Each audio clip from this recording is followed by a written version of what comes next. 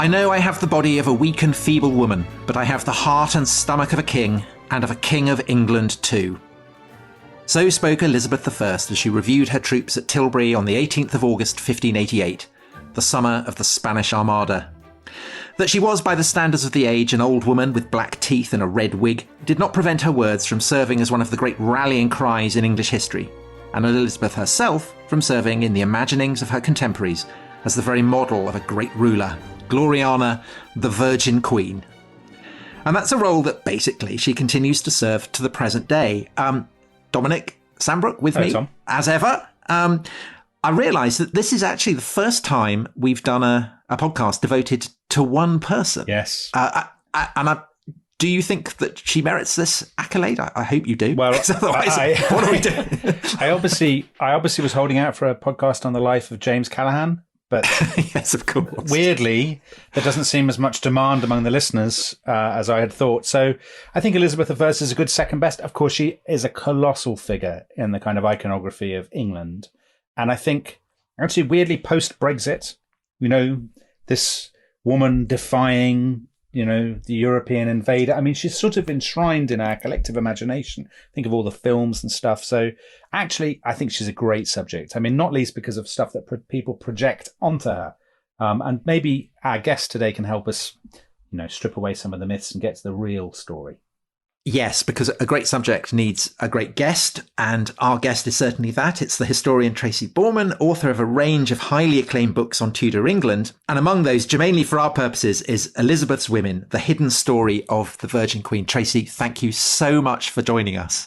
It's my great pleasure, although I have to say I'm slightly reeling from Dominic referring to Elizabeth as second best. I'm not sure what's going to happen. To James Callaghan. But to James Callaghan, come on. Tracy, everyone in history is second best to James Callaghan, according to Dominic. Okay, fair enough.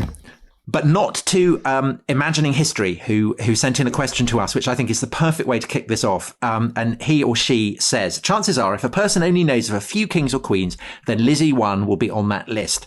There's countless books and films telling the tale of this monarch with no end in sight. So I'd like to know, what was it about Elizabeth I that has made her fame so enduring? And that's the big question, isn't it?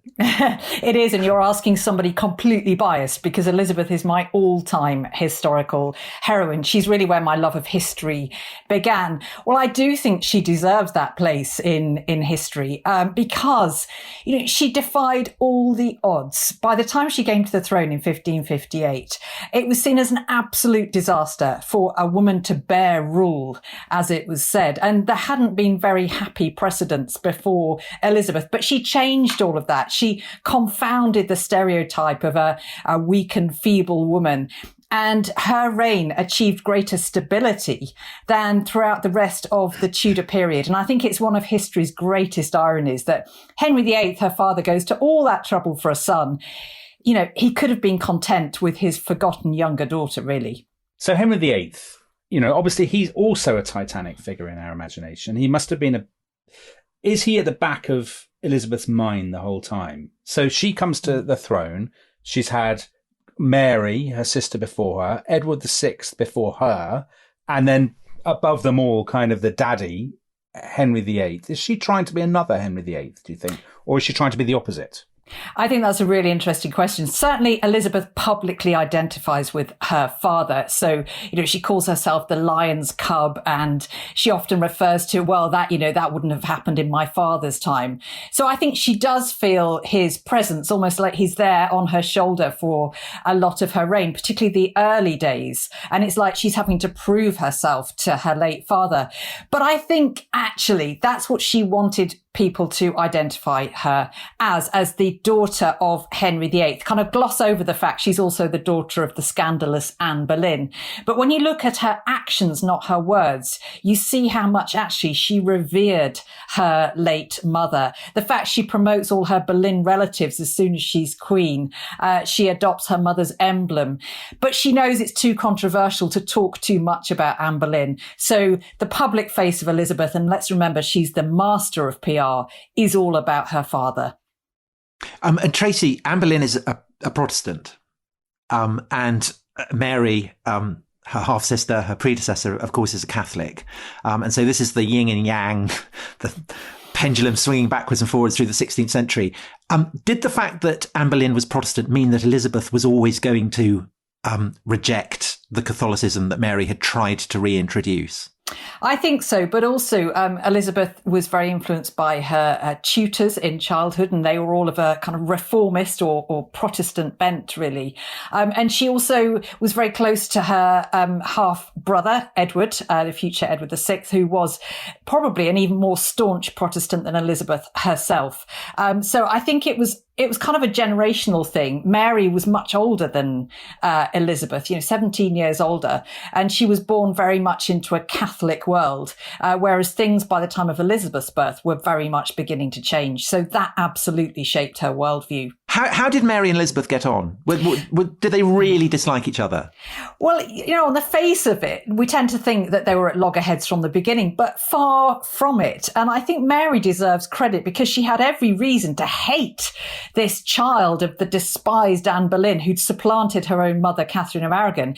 But she seems to have felt sorry for the young Elizabeth. After Anne Boleyn's execution, she kind of took her under her wing. And I think she had quite strong maternal instincts. It's quite tragic. Mary never had a child of her own. And so she really looked after Elizabeth and actually persuaded their father, Henry, to sort of forgive Elizabeth for Anne Boleyn's fate and everything that she'd done to him as he saw it. So the two sisters did grow up actually quite close, but then they were driven apart by this, eternal issue of religion, particularly after Mary became queen. And that religious side of things, obviously, and it's not just a sort of fig leaf. It's not something that Elizabeth genuinely was a Protestant and she believes in it, but she sort of has to navigate it really. England has been torn apart. It's gone one way, then the other. She's a pragmatist, right? I mean, she's sort of navigating through these very tricky kind of waters. Absolutely. And actually, the weird thing is that we've ended up with her church, which is a kind of half Catholic, half Protestant. Is that about right? A half Catholic, half Protestant? Yeah, you've absolutely hit the nail on the head there, Dominic, with the word, pragmatist. That's what she was above everything else.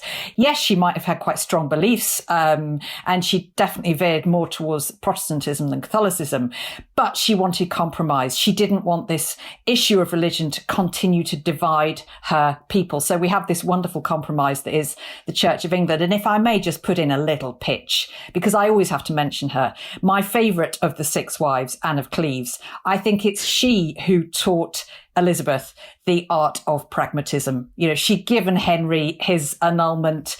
She'd seen what had happened to women who didn't do what Henry wanted. So she went with the flow, became arguably the most successful of Henry's wives. And Elizabeth became very influenced by Anne of Cleves and learned the art of pragmatism.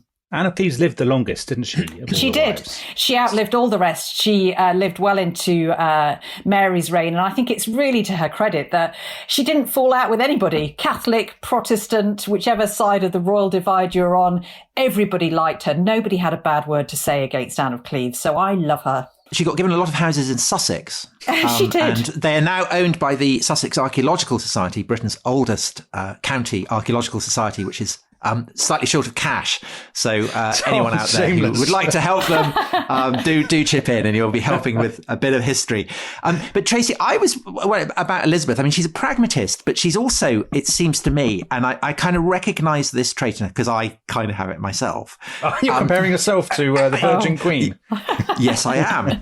Semper ardem, always the same. Basically, she didn't like change very much, did she? And I'm feeling this very strongly at the moment because I went up for a Zoom yesterday, came down and found that my wife had completely re-wallpapered the sitting room. And I think that Elizabeth I would not have approved of that. And I was kind of slightly startled by it as well. And there's kind of sense in which, her refusal to get rid, say, of the choirs in cathedrals and churches and things, which I'm very glad she didn't. But that's basically, she liked it. She didn't want to change it. So she's going to keep it no matter what the firebrand Protestants wanted to do. I mean, that is also an aspect of her character, isn't it? It absolutely is. And I wonder, is this a historian's trait? Because I'm exactly the same. I hate change. I cannot abide it. And I think Elizabeth certainly, she had an appropriate motto. And I think think even though she has gone down as a Protestant monarch, she did retain those bits of the Catholic faith that she'd always rather liked. And actually, there's evidence she continued to hear mass in private, and she had Catholic friends. She had Catholic books in her collection. So she did sort of pick and choose a little bit. Let's get to what some people would consider the sort of the big question. I mean, this, when I say some people, not me, of course, but June or John on Twitter does consider this the big question. He or she says, of course, there's the debate as to whether she was really a virgin. Historians can't resist probing her private area. I think that's a man, Dominic. That's a man. I was about to say, I apologise for the question. I think that's actually Tom Holland who's asked that question. It's absolutely not. Great respecter of the Virgin Queen's privacy. Do you know, I would go for it, Tracy. I would be disappointed if I didn't get this question, because every single talk I give, I'm asked this question. And when I say every single talk, even if the talk has been on something completely different, I once gave a lecture on Matilda of Flanders, the wife of William the Conqueror.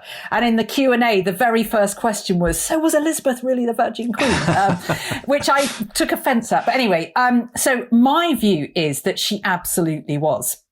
That's not to say she didn't dabble in various kind of, flirtations and the like with her male favourites. But when you look at it, she had learned from the lessons of her past. There's no wonder she grew up terrified of marriage, of childbirth. She had no positive role models from her childhood and the female kind of influences of her early life. Her mother was executed at the orders of her father. Another one of her stepmothers was also executed. Her sister Mary had phantom pregnancies and suffered all that humiliation.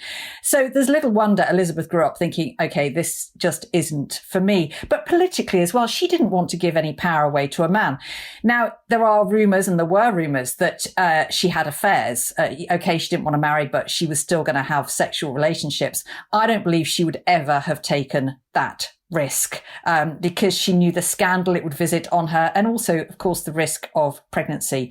But I think one of the most compelling pieces of evidence for Elizabeth's virginity came in 1562. Now, I'm going to get a plug in for where I should be right now, which is Hampton Court. This is my day job, working for historic royal palaces. And it's while staying at Hampton Court early in her reign that Elizabeth contracted smallpox, one of the deadliest diseases of the age. She almost died.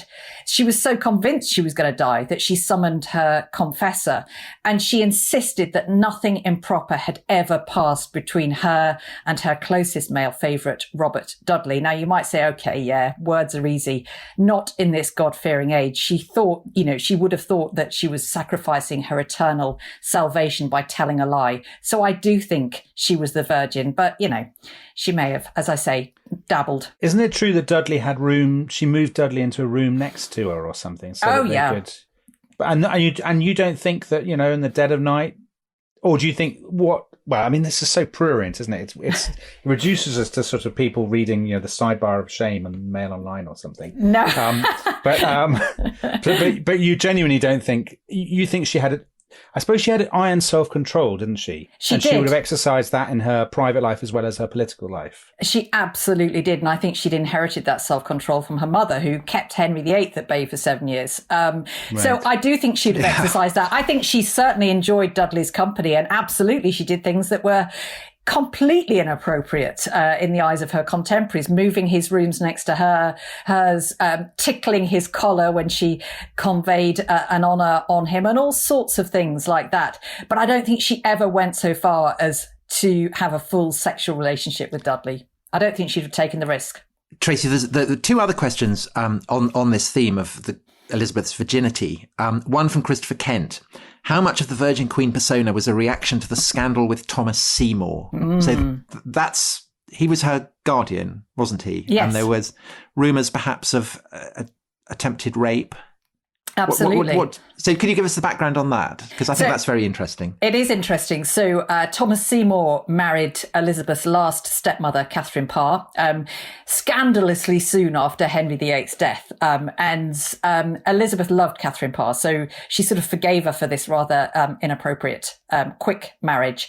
And she went to live with them. as you say, Seymour was sort of her guardian. And not long afterwards, rumours started about Seymour's behaviour towards the teenage Elizabeth. And it was absolutely out of order as behaviour goes. So he would go into Elizabeth's room early in the morning before she was up and dressed and sort of tickle her in bed. On another occasion, he cut her gown into 100 pieces while Catherine Parr held Elizabeth down. It's all deeply disturbing. Weird. It's really weird. I mean, it has been called child abuse, and yet it's interesting how attitudes change, because this was always portrayed by historians as Elizabeth having this early flirtation, and it gave her a kind of taste for surrounding herself with admiring courtiers. Whereas now, of course, we see it as much more disturbing, and I think rightly so. I think it did teach Elizabeth very valuable lessons.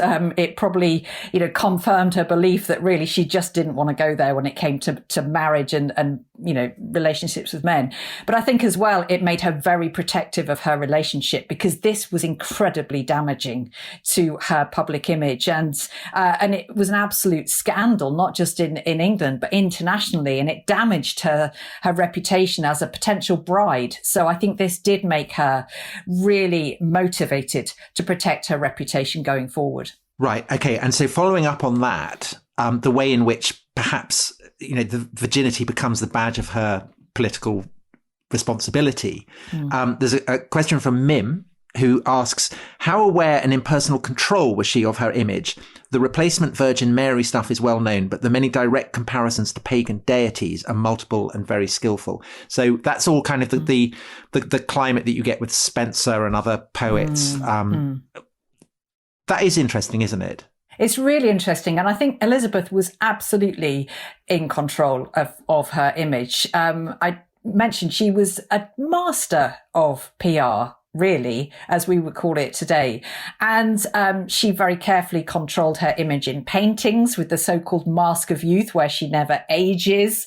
And she also was instrumental in the crafting and the design of her public pageants and progresses. And she created this kind of world in which she was the unattainable kind of virgin in a court full of adoring men and advisors and ambassadors. And her attention to detail was quite extraordinary, all the way down to kind of obliging her ladies to kind of dress in sober colours so that her own glorious gowns were shown off to best effect. I love that. Yeah. Do you think the idea that she fills a gap, that the kind of the banishment of the Virgin with the banishment of Catholicism, do you think that's an idea that holds water? I think it is. And I think she publicly identified herself as a sort of Virgin Mary here on earth. And perhaps that's one of those remnants of Catholicism that actually she had quite cherished. But she became something to replace that. And I think that was a real masterstroke. It was about worshipping her, not just obeying her, as all subjects were required to do. This kind of set her authority on a whole other footing. Tom, I can see Spanish ships ahead. I think we should take a break, play a game of bowls, Yes. get our troops together, and then we'll come back and yes, we can ask Tracy some more questions. We'll see you after the break.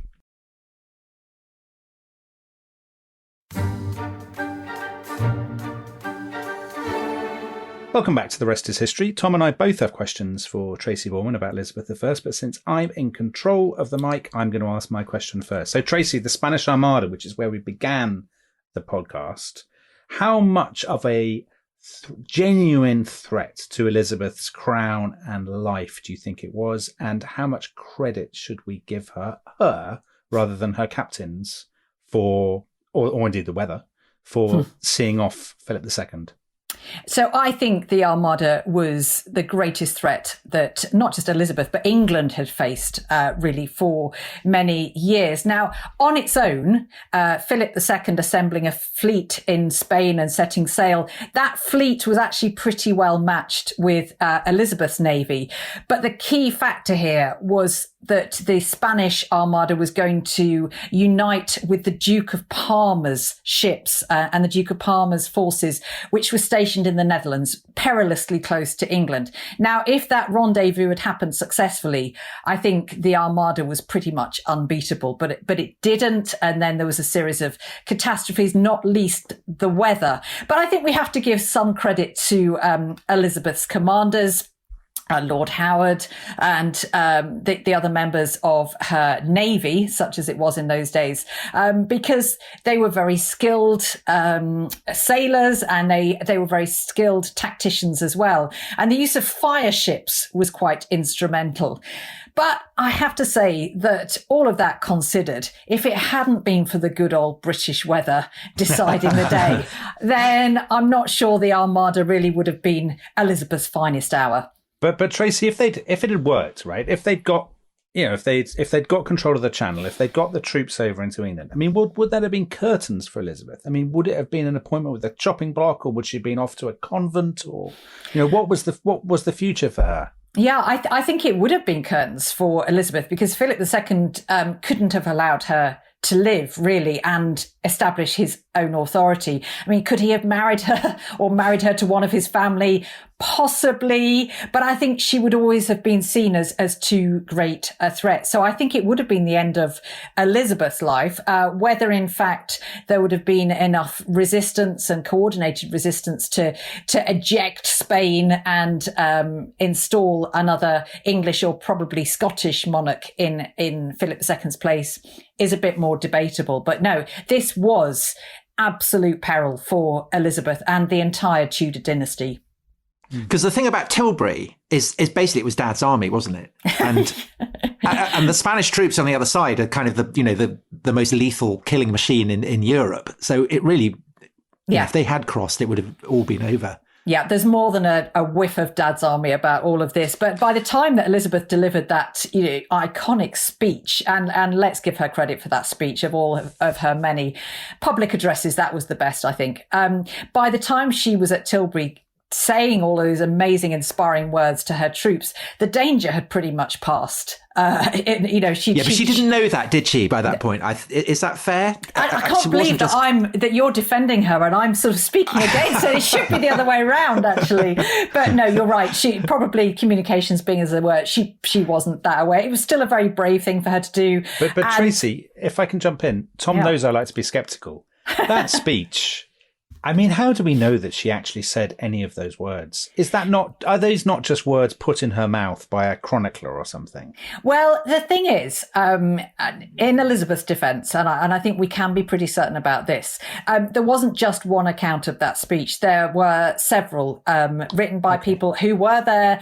Now, they don't exactly match up, but it's close enough. Particularly with certain lines. So I think I want to believe it. I want to believe it as much as anybody. Yes, absolutely. One of the reasons for thinking that Elizabeth said that was that she was a great writer. I mean, she was a very, very literate person. And of course, this is the great age of English literature. So the Spanish Armada percolates through into the writings of the poets. It's there in Shakespeare. Come the three corners of the world in arms and we shall shock them. To what extent do you think Elizabeth plays a role as the kind of presiding genius of that literary renaissance? And also kind of a matching question, to what extent do you think the genius of that writing then reflects back on the perspective that we have on Elizabeth? I think there is a temptation, and I've fallen prey to this, to give Elizabeth credit for everything that happened in this glorious kind of Elizabethan flowering of culture and the arts. But I do think that she was a great patron of the arts. I mean, we know that she attended sort of plays by Shakespeare. Obviously, Edmund Spenser was a big favourite as well. So she was an active participant and promoter of the arts. But arguably there were other influences at play here too. The stability of the regime and of the kingdom that she had helped to establish certainly did promote this flowering of the arts and of literature, and the fact that we were getting influences in from all corners of the globe during the later 16th century. I think that was very profound as well in terms of the kind of development of the arts. But, people followed Elizabeth's lead. She was going to the theatre. She was reading all of these plays and patronising all of these artists and authors and playwrights. And so the great and the good of England at the time absolutely went where Elizabeth followed. And that's why you get sort of the funding for the arts, if you like, if you put it in modern terms, that we see during Elizabeth's reign. But there's another side to Elizabeth's England, isn't there, Tracy, which Nick Brown has asked a question about on Twitter. And he wants to know about the Burghley-Walsingham surveillance state. And he says, did ordinary citizens feel they had to watch what they said? And there are books like Stephen Alford's book, The Watchers, and stuff. This sort of image of Elizabeth in England where she's basically a sort of lunatic with a wig. And, the public are kind of living in fear that, there's spies everywhere. There's paranoia and conspiracies, and it's just this sort of Elizabethan East Germany. Is there any, how do you respond to all that? Do you think there's a bit of truth in all that? There's certainly truth in the sophistication of the spy networks that Walsingham and to a lesser extent Burghley helped to establish. And by the way, I'm a huge fan of Stephen Alford's book, and I keep recommending it to people. It's amazing, and a real eye opener to just what went into stabilizing the Elizabethan regime. And the fact it isn't just Elizabeth there making her great speeches and these, memorable public appearances. There's a whole lot that went into keeping her on her throne. And I think it's incredibly impressive, the communication channels that Walsingham managed to open up across the world, not just in England. But I think it goes too far to say that Elizabeth is some kind of ineffectual puppet at the head of all of this, just a sort of figurehead, and that she isn't kind of pulling her own strings, as I believe she was. And I think you see from the descriptions of the council meetings, of the parliaments that she attended, of her correspondence with her ministers, just how much she is personally involved, how much she is shaping and to a certain extent dictating affairs. But I think one of Elizabeth's greatest gifts is that she did take advice. She didn't quite have the same ego as her father, who liked to pretend that he was the one solely in charge, coming up with all the ideas, when really it's the likes of Thomas Cromwell and Wolsey working behind the scenes. Whereas Elizabeth, she very publicly did depend on advisors such as William Cecil, Lord Burghley. I mean, to follow up on that, the darkness that one could see in Elizabethan England, because this is a time of potential terrorist threats, pandemics, recession, isolation from Europe. There are certain parallels there, and I guess the kind of, when I think of Elizabethan England, I always think of blue skies and, yes, the Elizabeth's procession through, merry England and people dancing around maypoles. But of course, the reality must have been grimmer and darker, particularly if you're Catholic, but also for lots of people struggling to make a living in what economically were quite difficult times. And you say, the impact of plague on Elizabethan England, obviously you have a profounder sense of it now than perhaps we might have had a year and a half ago. I know the contemporary parallels really are very striking. I think throughout the Tudor period, I was asked about 4.5 years ago to write a piece for a national newspaper that I won't name on was Henry VIII responsible for Brexit? David Starkey did that piece. Yes, there you go. I've done that piece. Oh, okay. Well, I decided not to go there. There you go. That's how little I like controversy, Dominic, but obviously you're braver than me. But there were parallels, certainly. And I think there is a darker side, undoubtedly, to Elizabethan England, and particularly as the reign progresses and as the succession becomes more of an issue, because, of course, we have the Virgin Queen. She's not going to leave any direct descendants. And that's when really there is nervousness about the future, and there is an increasing threat from the Catholic community, both within and outside England. Now, as part of my work for Historic Royal Palaces, I am at the Tower of London a lot, and I think it's striking to look at the physical evidence for this sort of darkness that descended in Elizabeth's later years, and that comes from the Beauchamp Tower inside the Tower of London, where you see the evidence of graffiti left behind in the sort of 1580s, 1590s by all of the Catholic prisoners who were kept there under suspicion of plotting Elizabeth's assassination. Because let's remember, the Pope had sanctioned it. He'd encouraged the people of the faith to actually murder their queen. And you really see that chiseled into the stone of the Beauchamp Tower inside the Tower of London. I think most people who visit the tower tend to make a beeline for the crown jewels, but I'd like to just put in a pitch for the Beauchamp Tower. It's really very chilling. Tracy, given how much stability mattered to Elizabeth and how much the question of, I mean, the Tudor dynasty is a new dynasty. You know, it's only been there since 1485. And given how much it obviously and understandably mattered to her father, it seems odd that the succession is kind of, that question is just hanging there the whole time, because you'd think succession planning would be, you know, the number one priority. So, for example, Paul Bernardi on Twitter says, why do you think she left that in doubt for so long? Is that a kind of egotism almost, that she can't conceive of anybody other than herself as monarch? I think the answer is very simple, because Elizabeth told it to us and it does hold water. And what she said was that what she'd experienced during her half-sister Mary's reign was very profound in shaping her view, because when her sister Mary was dying, people started to flock to Elizabeth as being the most likely heir, and they completely shifted their focus away from Mary. And certainly, all of the eyes were on the future queen, not on the present queen. And I think it's not just egotism. I think, Elizabeth wanted to retain control, and she didn't want to name her successor too early. She gave hints, but she never went so far as to confirm that it would be the King of Scots, James VI, who was her closest blood relative. Although her father, Henry VIII, had actually barred his Scottish descendants. We tend to overlook that fact. And it doesn't bother her, Tracy, that it's not going to be a Tudor. I mean, if it bothered Henry so much, it had to be a Tudor, of course, because his own father had won the crown on the battlefield. Why doesn't that bother Elizabeth, that the dynasty is going to come to an end so quickly? I think it does bother her, but I think the sticking point with Elizabeth is marriage. And I think this really, of course, is why the whole succession is thrown into doubt, because Elizabeth is faced with this kind of impossible choice between marrying and leaving direct heirs, but then either ceding her authority to a husband, and she made that famous remark, I will have but one mistress here and no master.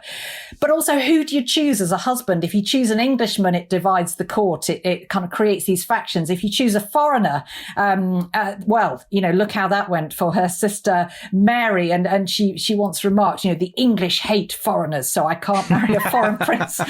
They are, Elizabeth was, and so she had this impossible choice. That there isn't a good option here, or an easy option. So that's why she decides not to marry, and of course that's why the succession becomes such a hot potato, particularly in her later reign. But I'm surprised, because I thought that essentially it's a hot potato while Mary Queen of Scots is alive, and essentially the elimination of Mary Queen of Scots makes it less of a hot potato, because then the heir is a Protestant.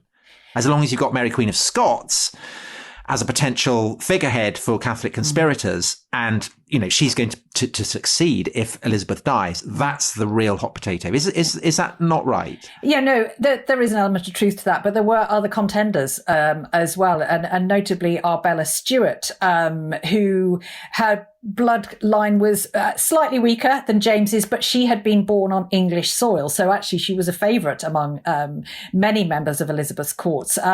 But sadly, Arbella kind of upset Elizabeth when they were introduced, when she she visited court as a teenager, and she was very haughty, Elizabeth thought. And then she kind of seemed to lose it and was described as sort of half mad by the time the succession really became a pressing issue. So she almost wrote herself out of the story.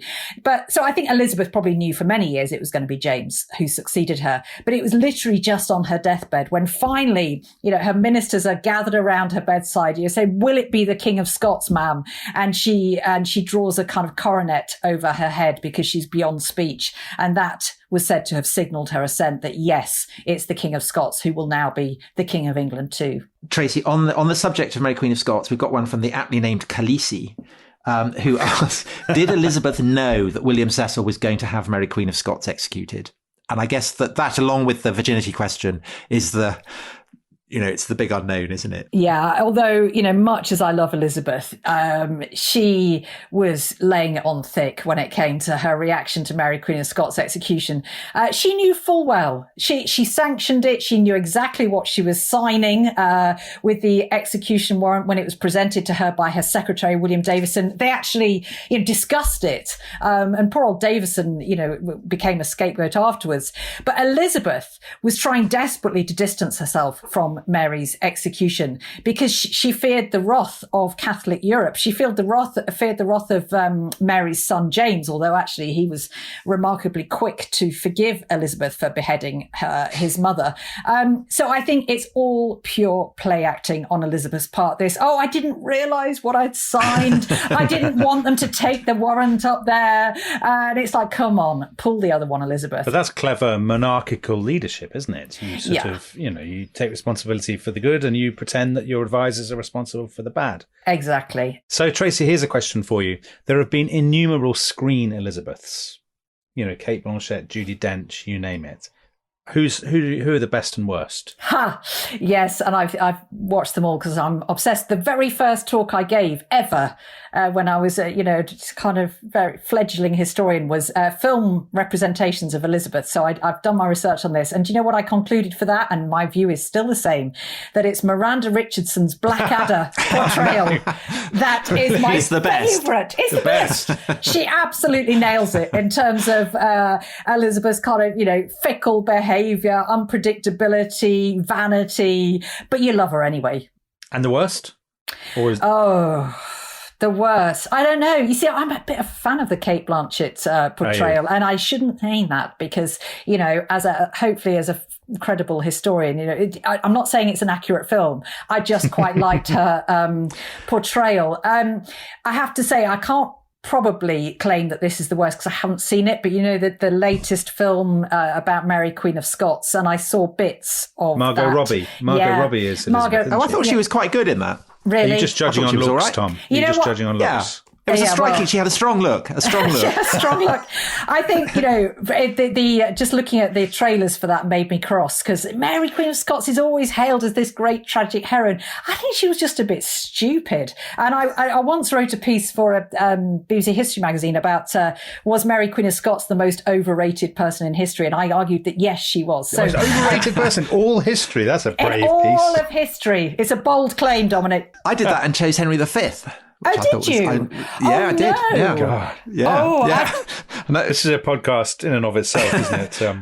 I think that would be a good topic, wouldn't it, Dominic? Overrated people, overrated. But I tell you, an actress who stays in my mind rather oddly is Anita Dobson. Oh yes, did you see in the Armada series? Yes, yeah. And it was a BBC drama about the Armada, and I think it featured Dan Snow storming around on boats looking Danish. Yeah. But that actually had a counterfactual where the Spanish succeed and they arrest her and she gets carried off to prison and she loses all her wig and she's got kind of no teeth and things. Does Leslie Grantham play Philip II?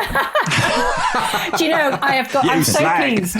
I am so pleased you raised this, Tom, because one of my greatest claims to fame. So I was a talking head in that series. And so I was invited to the kind of, the airing of it. What do you call those? The premiere? I don't know. Screening. The preview. Thank you. Yeah. The preview. And Anita Dobson was there. And I was sitting behind her and Brian May. And for that reason, I couldn't see the screen because of Brian May's hair. So, because it was so big. And so, but, you know, so like I had an Elizabethan wig. Who was Brian May playing? Francis Drake? Yeah, exactly. That kind of thing. But I thought, I was just completely starstruck. But yeah, certainly, I'd forgotten about Anita Dobson's portrayal. That was an interesting choice as a casting. So, Tracy, we did a World Cup of Prime Ministers. Which I'm sure you followed very closely when it was on. If we had a World Cup of English monarchs, do you think Elizabeth would make the final? Oh, she'd be there. She'd be holding aloft the trophy. I think, but so. you know, this is quite a pertinent question. This is going to sound like I'm doing a shameless plug now, isn't it? But I have just put the finishing touches to my new book on the history of the monarchy. So I feel that I'm pretty well placed to answer this. So who are your finalists? Well, do you know what? I really hesitate to say this now, given what Tom's just said, but Henry V is up there, in my view. Oh dear. We've got to revisit this. I was hoping for an Elizabeth Derby. Yeah, maybe. Well, yes, they'd both be there in the Elizabeth World Cup, wouldn't they? In the Elizabeth World Cup. I also actually quite rate George V, who kind of... I like George V. Yeah. Stamps. Very big on stamps. Stamps, and just, kind of no nonsense. Creased his trousers on the wrong side. No, I'm sorry. It's got to be Elizabeth I and Alfred the Great. Oh, okay. Oh, Alfred the Great, you're going back. Don't you think? Far. I mean, you know, they're both. Sorry, my phone. Someone is hassling me on the phone. I'm going to put that down.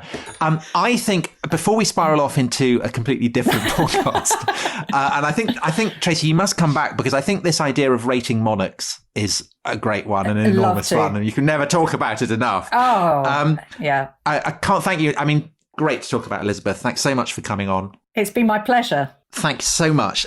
Dominic and I will be back next week, and we are talking about history as entertainment, aren't we? So games. Board games, computer games. And games in history, so like war games and things. All that kind of stuff. And also we've got one on Persia and why everything comes from Persia with Ali Ansari. So I hope you'll enjoy that. As ever, send your questions for both those topics on Twitter. And an additional date for your diaries, April the 21st, the evening. It's a Wednesday.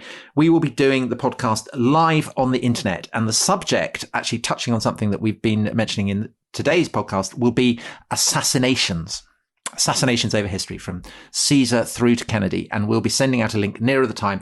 Everyone is welcome to tune in and watch us make fools of ourselves live. But for now, that's it. Thank you, Tracy. Thank you to you for listening. Bye-bye. It's been such a pleasure. Thank you. Thanks, Tracy. Bye-bye.